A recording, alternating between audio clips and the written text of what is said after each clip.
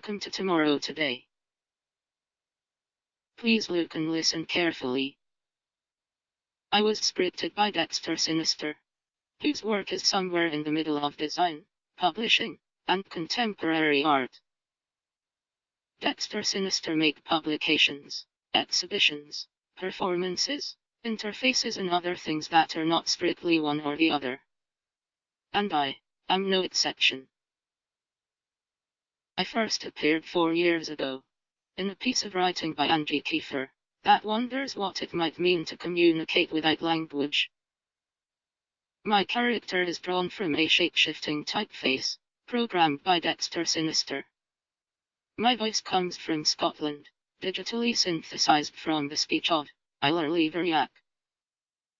My voice and my character were then stuck together by Dexter Sinister, in order to read to you now. So let's begin. Science fiction might be the best sort of realism. Maybe the only possible one. J.G. Ballard wrote this 50 years ago. And he probably has a point. Perhaps the future is a better guide to the present than the past. Financial markets work something like this. Predictions about tomorrow produce the reality of the market today. For example, the recent economic crisis shows us what was invisible for many years. The future, it turns out, is not what we thought it was going to be. But this information arrives before we can fully understand it. Contemporary art has been dominated by the market for some time now. In fact, it is the supposedly priceless nature of art that makes it a perfect object of financial speculation. As such, today's art has no real critical distance from the global economy. Quite the opposite, in fact. Most art of the present merely duplicates a financial system, in which everything is calculated and predicted, according to what has already happened. Tomorrow Today is programmed against this futureless condition, presenting work that demonstrates how artistic imagination might escape this reality. Instead of remaining complicit with old habits, in what way could art help accelerate our move towards something different, something beyond? Rather than going against the flow, these artists choose to go with it.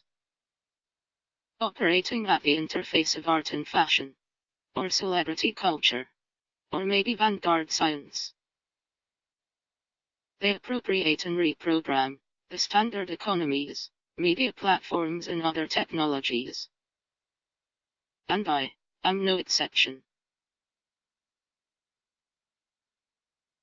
Today's economy is overwhelmingly digital and algorithmic. So, we need to retool the production processes of art accordingly.